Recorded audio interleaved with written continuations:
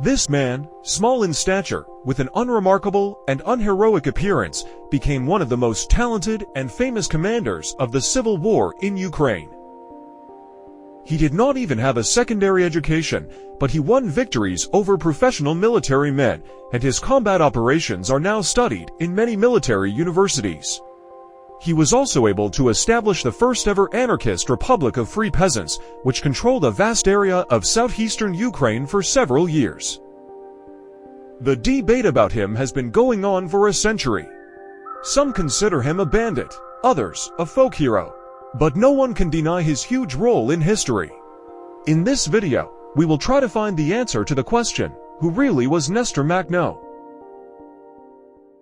Nestor Makhno was born on the 7th of November 1888 into a poor peasant family in Huliapole, a town in the Katerinoslav Governorate of the Russian Empire.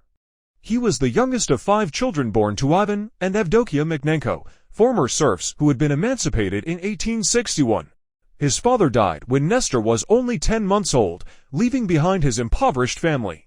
Makhno began attending a local secular school at the age of 8, but after 2 years of schooling, his family's extreme poverty forced the 10-year-old to work in the fields full-time, which led Makhno to develop a sort of rage, resentment, even hatred for the wealthy property owner. The First Russian Revolution began in 1905, and the 16-year-old Makhno quickly joined the revolutionary movement. He distributed propaganda for the Social Democratic Labor Party before joining the local anarchist communist group in his hometown, the Union of Poor Peasants. At this point, it is worth going into a little bit more detail about what anarcho-communism is and what its representatives have been fighting for. Anarcho-communism is a political philosophy first formulated by Peter Kropotkin. Kropotkin wanted to create a society based on self-government, with no private property. All products of labor would be free for all members of society. There would be no hierarchy, and everyone would have equal access to public goods. The state would be a free federation of communes, and people would not be subject to political or economic pressure. Anarcho-communists believed the government is evil because it lives off the people and oppresses them. This was the system of views that prevailed among the peasants at the beginning of the 20th century. Makhno and his friends burned landowners' estates and crops and attacked guards. After a police informant was killed by the Union of Poor Peasants, the police arrested many of its members, including Makhno in August 1909. On March 26, 1910, a district court-martial in Katerinoslav sentenced Makhno to death by hanging. Although he refused to appeal, Makhno's sentence was commuted to life imprisonment due to his young age. Thus Makhno escaped death, but the rest of his life was to be spent in prison. From 1911, he served his sentence in Butyrka prison in Moscow, where over 3,000 political prisoners were being held. In Butyrka prison, Makhno met the anarcho-communist politician Peter Arshinov, who took the young anarchist as a student. In prison, Makhno studied Russian history and political theory, mathematics, and even French. Makhno would have remained in prison until his death. But for the revolution that broke out in 1917, all political prisoners would have been freed. In March 1917, the 28-year-old Makhno returned to Huliapole. He was greeted at the station by many of the town's peasants, curious to see the return of the famous political exile, as well as surviving members of the now-defunct Union of Poor Peasants. Makhno quickly became a leading figure in Huliapole's revolutionary movement. Makhno and his supporters subsequently disarmed and minimized the powers of local law enforcement, before seizing property from local landlords and equally redistributing the lands to the peasantry, in open defiance of the Russian provisional government and its officials. Local peasants compared him to the Cossack rebel leaders Stenka and Yemlian Pugachev. Huliapole rallied around the slogan, "Land and Liberty." In February 1918, representatives from the Ukrainian People's Republic signed a peace treaty with the Central Powers, inviting the forces of the German Empire to invade and occupy Ukraine. Germany expected Ukraine to become a food storehouse. To optimize the supply of food, the occupation authorities reinstated the rights of the large landowners from whom Makhno had confiscated land, they immediately began to retaliate. But the villages were filled with deserters from the collapsed Russian army, most of them armed. Guerrilla warfare under social slogans became inevitable. In response, Makhno formed a volunteer detachment to resist the occupation. After several bloody skirmishes with the enemy, Nestor Makhno's untrained and poorly organized peasant squads were forced to retreat eastward. In Taganrog, the anarchists were disarmed by Bolsheviks, and Makhno traveled alone to Moscow. There he managed to communicate with Lenin, Yakov Sverdlov, and the living legend of anarchism, Peter Kropotkin. At the meeting with Lenin, it was agreed that the Bolsheviks would help the anarchists with arms, ammunition, money, and other equipment in their fight against the Germans. In mid-July 1918, Makhno returned to Huliapol. There he organized a strong partisan squad and bought weapons for it. Battles with the Germans began. Poorly trained and poorly armed peasants at first suffered defeats at the hands of well-armed Germans who had fought the entire World War.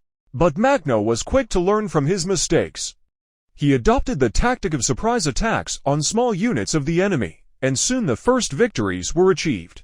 In the battles, the Makhnovists captured machine guns and artillery, and food stolen from the landlords was distributed to the peasants. The peasants responded by supporting the rebels. Entire villages joined Makhno's army. The support of horses played an important role, allowing Makhno to operate at great speed. In those days, infantry moved at an average speed of 35 kilometers per day. Regular cavalry, loaded with wagons, traveled 50 to 60 kilometers per day. And Makhno's cavalry army, operating without supplies, traveled up to 100 kilometers in the same time. Such speed was in many ways the key to future victories. Before 1918, Makhno had never served in the army or fought in a war, but he proved to be a born military leader. Military dilettantism allowed Makhno to resort to improvisations that a professional officer would not have dared.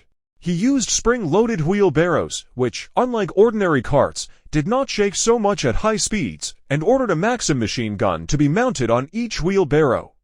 This gave him a very mobile and powerful weapon. A typical battle of the Makhnovists against the enemy was as follows. The Makhnovists caught up with the enemy in the steppe, placed 20 to 30 wheelbarrows along the front, and opened a murderous fire from machine guns. In a few minutes, such fire destroyed entire units.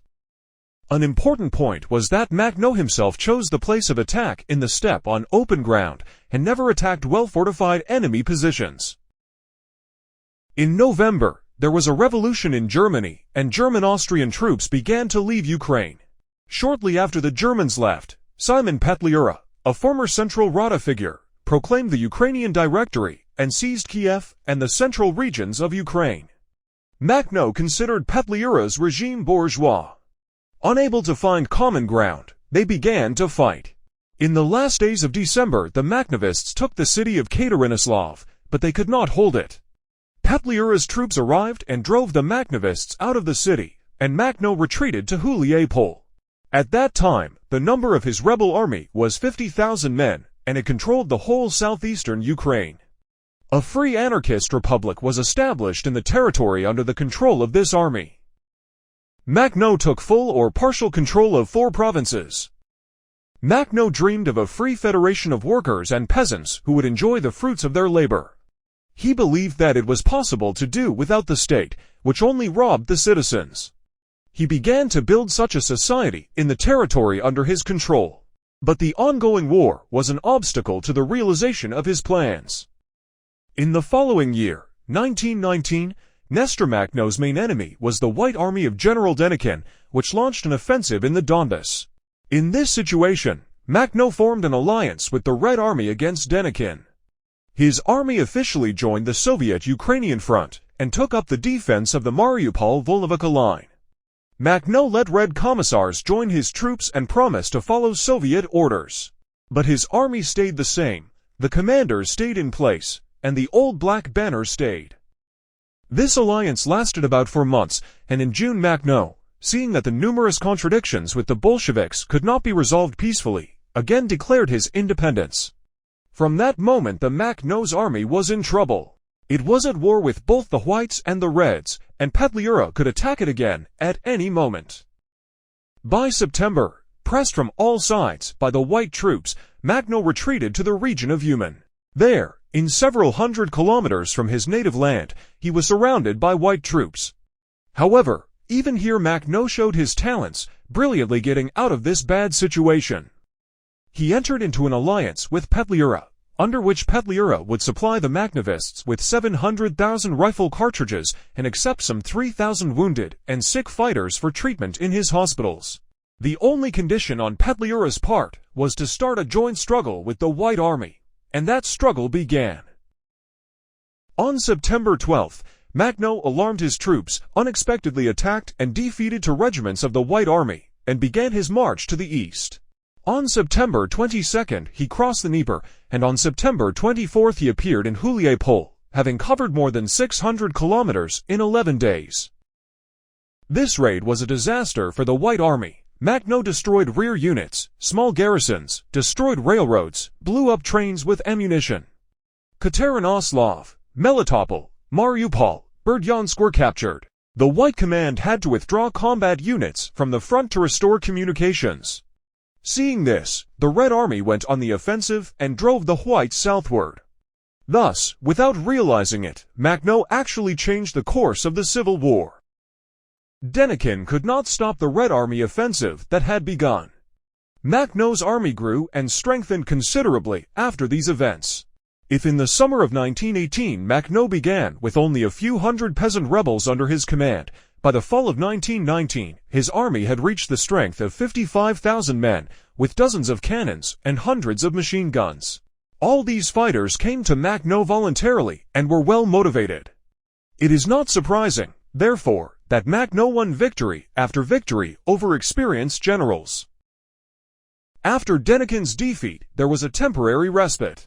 And in January 1920, the Red Army entered the territory of the Anarchist Republic. The total number of the Red Army in Ukraine at that time reached about 1 million people. It was impossible to resist such a force, so Makhno again offered an alliance to the Bolsheviks, this time against General Wrangel, who had occupied the Crimea and part of the Tauride province. The Reds readily agreed. First, they needed experienced cavalrymen, and second, they liked the idea of taking Makhno's insurgent army to the Crimea, away from their homeland. Makhno assigned from his army a detachment of 2,500 men under the command of Semyon Karatnik, which took part in the storming of Perekop together with the Reds. On November 9th, in the battle at Lake Bezimianoy, Karatnik's corps defeated the 5,000-man cavalry corps of General Ivan Barbovich. Makhno himself did not take part in these events because he was in the hospital being treated for another wound, and that saved his life. After Wrangel's army was expelled, Mikhail Frunze, the Red Troops commander in Crimea, was ordered to destroy the Makhnovist movement. Karatnik was summoned to Melitopol, and upon arrival there on November 28th was shot. His corps was almost completely overwhelmed by the superior forces of the Reds. Only 250 men survived, who reached Huliepol and told Makhno about the treachery of the Bolsheviks. Then a 9-month hunt for Makhno himself began. The Red Army sent 350,000 soldiers to defeat his small army. Makhno repeatedly escaped from them, made large raids throughout southern and eastern Ukraine, and only on June 18, 1921 was defeated by the Reds' forces, which were several times superior. Seeing that further fighting was pointless, Makhno with his remaining squad of 78 men crossed the Romanian border in late August. In the last battle, he was wounded again. A bullet entered his neck and came out of his cheek. The war ended for him when he crossed the border. Makhno and his companions did not remain in Romania for long. The Romanian authorities refused to hand the former rebel leader over to the Bolsheviks, despite repeated requests for his extradition.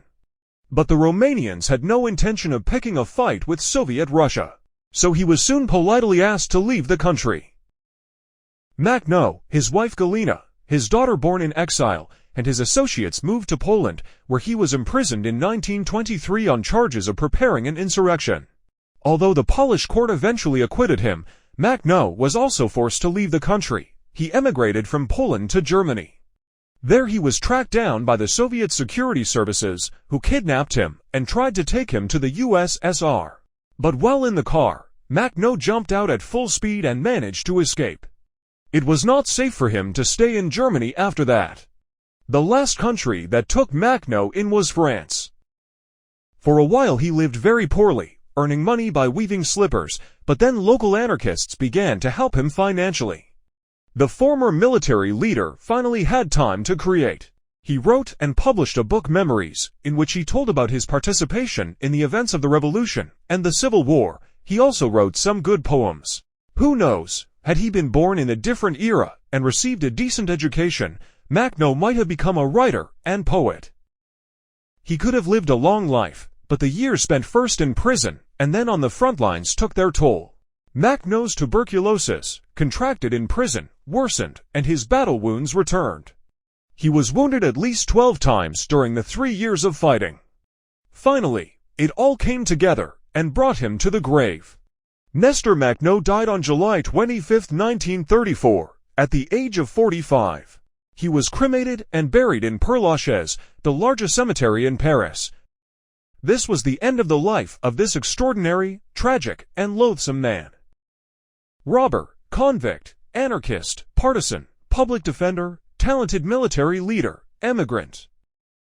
His life was full of hardship, suffering, and dangerous adventures. After his death, Makhno became an ideal for anarchists around the world. He continues to arouse the interest of historians, writers, and filmmakers. Books and films about him are in demand in many countries. Memorial plaques have been erected in several cities, and a monument to Makhno has been erected in his small hometown of Hulier-Pole. In conclusion, it's interesting to wonder, could Makhno not have come into conflict with the Soviet or some other power? Could an anarcho-communist become a disciplined subordinate of the authorities? Of course, he couldn't. Could any government, Soviet or otherwise, have tolerated such an odious leader for any length of time? Of course, it couldn't.